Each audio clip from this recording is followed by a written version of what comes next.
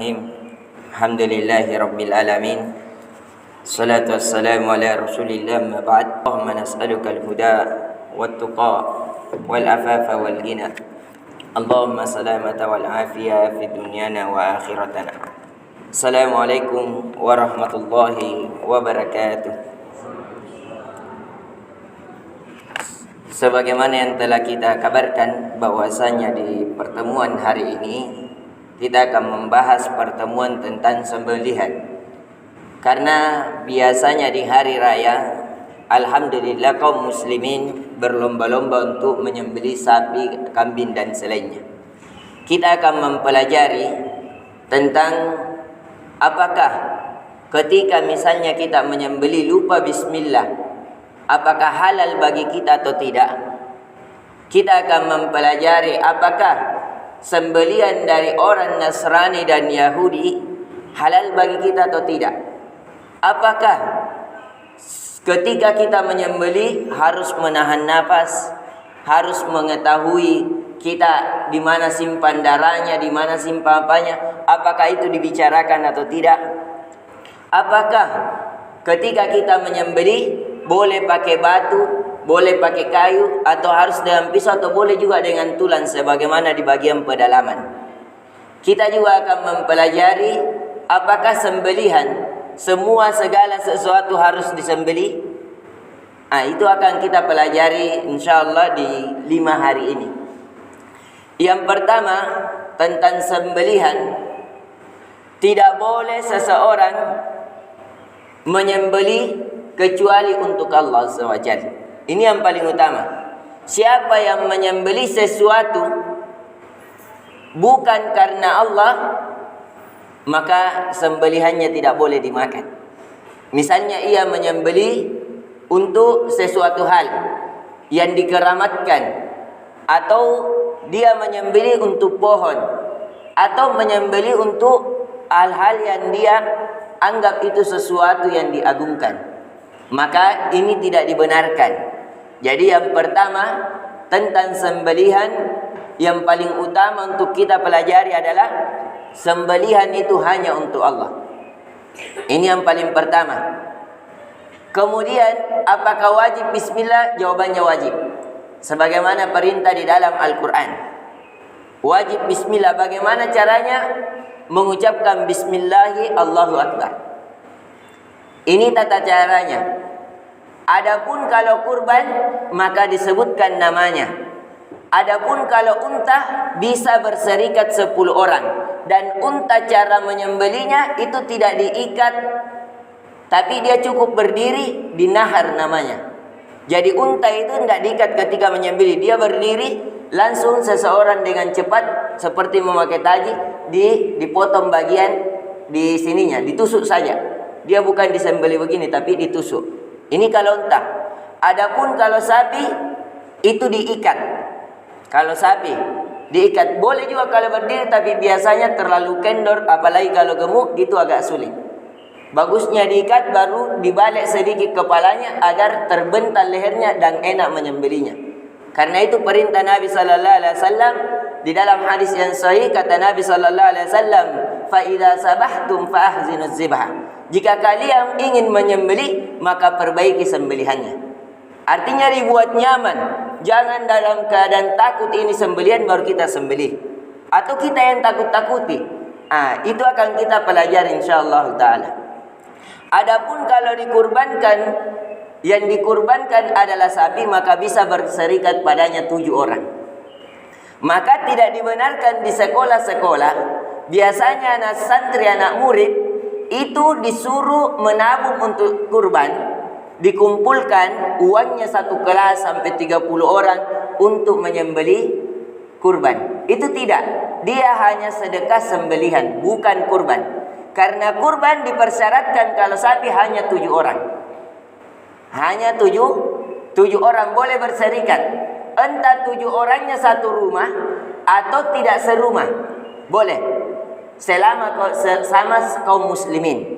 Ini yang paling harus kita pahami. Jadi di sekolah-sekolah biasa 100 orang anak-anak diwajibkan 100.000 satu orang, berarti dia harus 100 orang baru cukup 10 juta beli bisa? sapi. Ini tidak dibenarkan, dia bukan kurban namanya. Tapi ini hanya sedekah biasa, seperti seseorang bersedekah daging dan selainnya. Ini yang harus kita pahami. Kemudian, bagaimana kalau seorang muslim lupa basmalah? Dia lupa basmalah, mungkin apalagi penjual ayam. Biasanya penjual ayam karena terlalu banyak sembelihannya, cepat-cepat lupa ia mengucapkan basmalah. Apakah halal kita makan atau tidak? Jawabannya halal selama ia muslim. Kenapa? Karena adanya dalil dari para sahabat bahwasanya, dan ini dinukil oleh Ibnu Hajar Al-Asqalani di dalam kitabnya Kitab Bulughul Maram. Kitab ini khusus kitab dalam mazhab Syafi'i yang mengumpulkan dalil-dalil dari hadis Sahih Bukhari, Muslim, Imam Tirmizi, An-Nasai, Abu Daud dan selainnya. Kemudian beliau mengatur dengan bab fikih. Di salah satu babnya ada namanya bab zabahi, bab tentang sembelihan. Di dalam tersebut ada hadisnya bahwasanya sembelihan seseorang yang diriwayatkan dari Ibnu Abbas, seorang muslim namanya saja itu sudah cukup menjadi sembelihan baginya. Jadi selama dia muslim, asalkan lupa, dia tidak menyengaja. Sebagaimana juga dalam hadis yang sahih kata Nabi sallallahu alaihi wasallam bahwasanya rufi'al qalam an thalath. Pena terangkat pada 3 keadaan. Yang pertama, orang yang lupa sampai dia teringat sehingga dia diampuni. Kemudian orang gila sampai dia sadar, dan anak kecil sampai dia balik. Jadi kalau dia lupa, maka dia membacanya ketika teringat. Sembelihannya halal dimakan. Begitu juga ahli kitab, orang-orang Yahudi dan Nasrani. Walaupun para ulama membicarakan, memperinci, kalau orang yang Nasraninya Ismailiyah dan Yakubiyah, karena orang Nasrani ini ada 70 golongan. Yang paling tingginya adalah Ismailiyah dan Yakubiyah. Ismailiyah dan Yakubiyah ini adalah orang Nasrani yang mengaku bahwa Nabi Isa itu adalah Tuhan. Jadi ada dari kalangan kaum Nasrani menganggap Nabi Isa itu adalah Nabi dan utusan. Ada dari kalangan Nasrani yang menganggap bahwa Nabi Isa itu anak Tuhan.